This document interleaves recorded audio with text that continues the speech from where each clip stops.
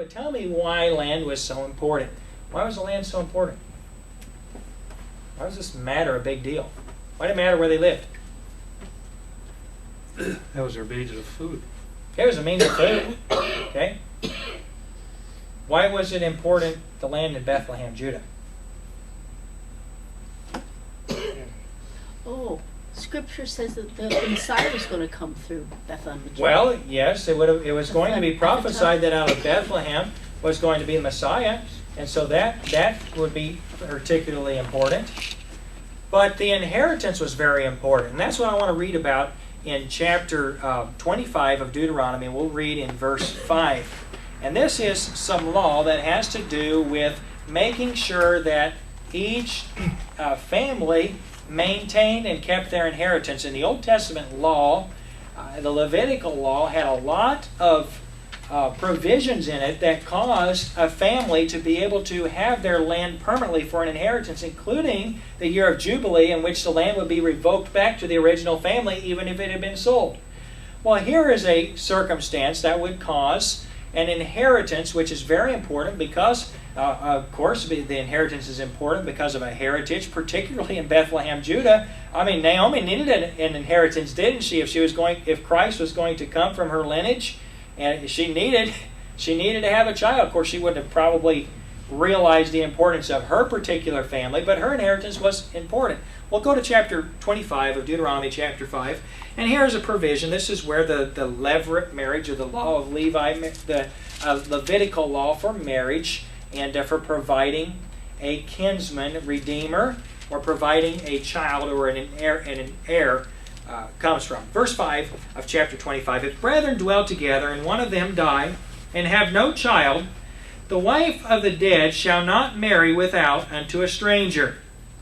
Her husband's brother shall go in unto her, and take her to him to wife, and perform the duty of an husband's brother unto her. And it shall be that the firstborn which she beareth shall succeed in the name of his brother, which is dead, that his name be not put out of Israel. Now, my wife is just as grateful as can be. She always said before my brother was married, and she always used to tell him this, so it's not something that would be kind. She always used to say, honey, don't die, and I'm glad we don't live in the nation in the times of levirate marriage, because I do not want to have to marry your brother in order to have an inheritance. But here was literally a provision so that a person didn't have to worry about passing on his land, or so they'd be provided for so he could pass on the land. Now, of course, we talked about a violation of that. We don't have time to go over that this week.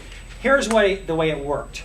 If a man married a wife, and of course he would have had his family land that was supposed to be passed on to the next generation, and he marries a woman, maybe from another tribe or wherever she's from, and he fails to have a son to pass the land on through, what would happen to the land or to his inheritance?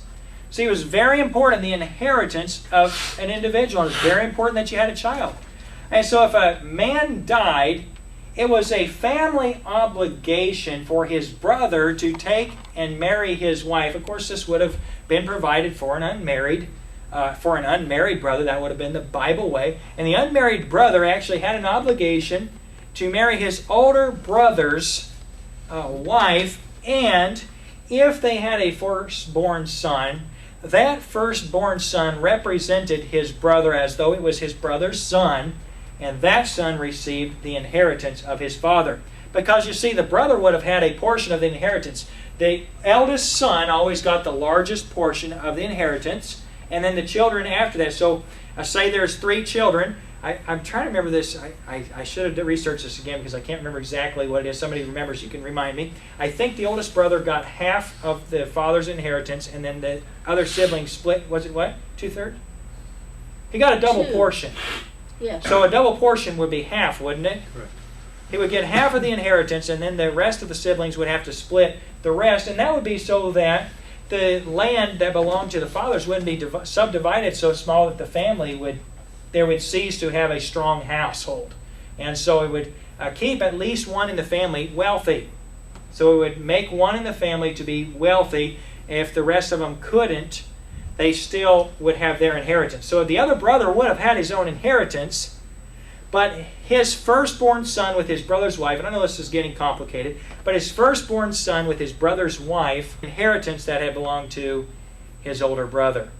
And so, literally, a younger brother didn't have a hope of getting his brother's inheritance. He had the hope of passing on the inheritance, that double portion, to his brother's son, who was actually his son, but represented for his brother. So here's the bottom line. A younger brother had the obligation to marry an older brother's wife. Now we looked at Naomi, and we looked at Orpah and Ruth last week. Now here's the situation then. Elimelech and Naomi moved to Moab, and of course they would have been descendants of Edom or of Esau. And they marry wives there, and the problem is that these fellows aren't very healthy. Mahlon means sickly, and Kilion means pining. And so literally these sickly, pining boys didn't last very long. They lived for 10 years and died. And Elimelech died. And here is Naomi, and she's got these two wonderful daughters-in-laws and no husband and no sons. And her problem is that she only had 2 sons to begin with. And so she feels as though she left a place where she had an inheritance for her son. She had a firstborn son. She had an inheritance for him. There was a famine in the land. They moved away from it, and then she lost the firstborn son. She lost the opportunity to provide an heir. And the only hope for Ruth and for Orpah would be if Naomi were to remarry and have another son, and then they could marry. He could marry one of them and pass on the family's land through them. The problem with that was what? She was too old. She's too old. Naomi didn't have real good chances. Her sons have been married for how long? About 10 years. 10 years. And so Ruth and Orpah have already been married for 10 years. And if they had a son and he married them at 18, of course he would have been considerably younger than his wife. And it wouldn't have been a lot of fun for him probably to marry a lady that much older than him. But if Naomi could get a husband, and if she could have a child, and if he married them, and if they were still of childbearing age, you see, the idea here is there's not a lot of hope. There's not a really good chance for Naomi. And so she goes back. She realizes, I'm in Moab. I don't have anything here. I might as well go back to where there's at least family and die there. And she told Ruth, and she told Orpah, she said, go home, stay here. Don't feel that you're obligated to take care of me. Don't feel that there's a family tie here where you have to care for me. And they both said, hey, don't send us home. We'll go with you. And she entreated them more, and Orpah ended up going home. But Ruth said, I want to go where you are. Your God is going to be my God. Your people are going to be my people. And here is a young lady that chose the God of Naomi. Now, last week our application was this. Here is a lady who is looking at her future and saying there is no future. I mean, Naomi laid out her prospects, and wouldn't you agree with her that things don't look very good? Wouldn't you agree that if she got a husband, and if they had a child, and if by the time he was old enough to marry Ruth or Orpah, if they could have a child, see, there's a lot of ifs here, and by the time you get done with them, it seems as though you just say, well, it's over for Naomi, and Elimelech doesn't have an inheritance.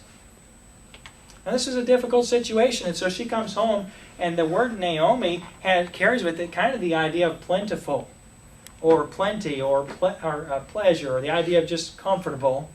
And she comes home, and everybody says, is it Naomi? And she said, don't you call me Naomi. She said, call me Mara, call me bitter, because I went out full and I came back empty. Now, we looked at a couple of things last week, and the question was this. Did Naomi indeed go out full? No. The answer to the question is no. She went out in a famine. And she went out, let's be kind, but she went out with a son whose name was sickly and a son whose name was pining. And she went out with a husband that died. And I don't mean to be unkind toward Naomi's family, and of course God used them, didn't he? God used them to marry wives, to bring back one that would be the inheritant, that would be an heir, who would be of the seed of David, ultimately in the line of Christ. And so God used the sickly, pining men, at least to fetch back wives to Israel. But Naomi feels as though what she had and what she lost has left her desolate. And Christian, the